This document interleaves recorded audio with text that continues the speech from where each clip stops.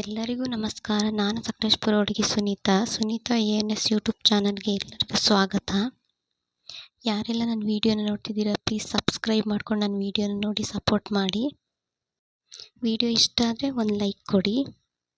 ನಾನಿವತ್ತು ಮೊಟ್ಟೆ ಮತ್ತು ಬ್ರೆಡ್ ಸ್ನ್ಯಾಕ್ಸ್ನ ತೋರಿಸ್ತಾ ಇದ್ದೀನಿ. ನಾನೀಗ 5 ಮೊಟ್ಟೆನ ಸ್ವಲ್ಪ ವಾಶ್ ಮಾಡಿಕೊಂಡು ಆಮೇಲೆ ಬೇಯಿಸ್ಕೊತೀನಿ. ಅದನ್ನು ಮೊಟ್ಟೆ ಬೇಯೋಷ್ಟೊತ್ತಿಗೆ ನಾನು ಒಂದು ಪಾತ್ರೆನ ತಗೊಂಡು ಬಿಸಿಗೆ ಇಟ್ಟಿದ್ದೀನಿ. ಅದಕ್ಕೆ ಸ್ವಲ್ಪ ಎಣ್ಣೆನ ಹಾಕ್ಕೊಳ್ತಿದ್ದೀನಿ. ಎಣ್ಣೆ ಬಿಸಿ ಆದಮೇಲೆ ನಾನು 3-4 ಈರುಳ್ಳಿನ ಕಟ್ ಮಾಡಿ ಇಟ್ಕೊಂಡಿದ್ದೆ ಮೀಡಿಯಮ್ ಸೈಜಿಂದು, ಅದನ್ನು ಸೇರಿಸ್ಕೊತಿದ್ದೀನಿ. ಅದು ಸ್ವಲ್ಪ ಬಾಳಲಿ.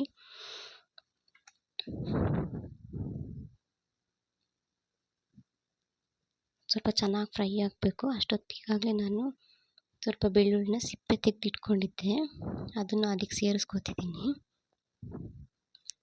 ಸ್ವಲ್ಪ ಉಪ್ಪನ್ನ ಸೇರಿಸ್ಕೊತಿದ್ದೀನಿ.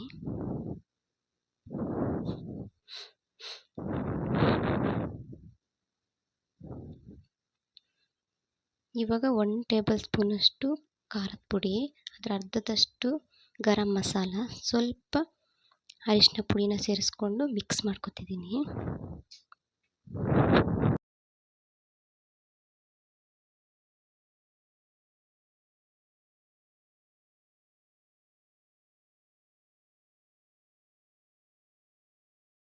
ನಾನಿಲ್ಲಿ ಬೇಯಿಸಿರೋ ಮೊಟ್ಟೆನ ಸಣ್ಣ ಸಣ್ಣ ಪೀಸ್ಗಳಾಗಿ ಮಾಡಿಟ್ಕೊಂಡಿದ್ದೆ, ಅದನ್ನು ಸೇರಿಸ್ಕೊತಿದ್ದೀನಿ. ಚೆನ್ನಾಗಿ ಮಿಕ್ಸ್ ಮಾಡ್ಕೋಬೇಕು.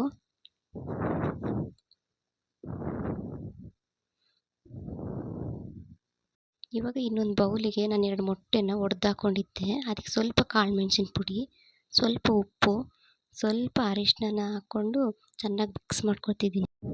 1-2 ನಿಮಿಷ ಚೆನ್ನಾಗಿ ಮಿಕ್ಸ್ ಮಾಡ್ಕೊಂಡಿದ್ದೀನಿ ನಾನಿಲ್ಲಿ.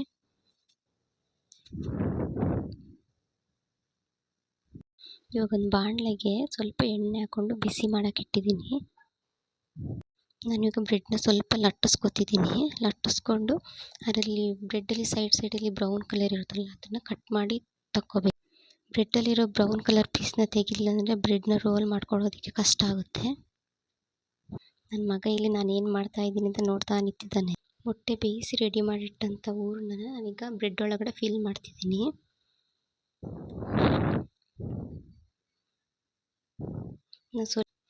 ನನಗೆ ಸ್ವಲ್ಪನೇ ನೀರು ಹಚ್ಕೊಂಡು ಫೋಲ್ಡ್ ಮಾಡ್ಕೊತಿದ್ದೀನಿ.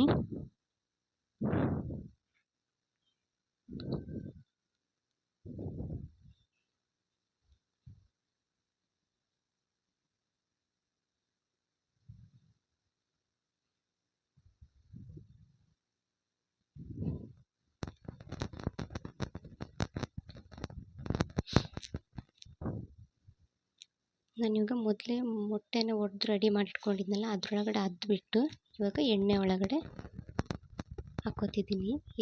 ಇವಾಗ 2 ಸೈಡ್ ಚೆನ್ನಾಗಿ ಫ್ರೈ ಮಾಡ್ಕೊಳ್ಳೋಣ.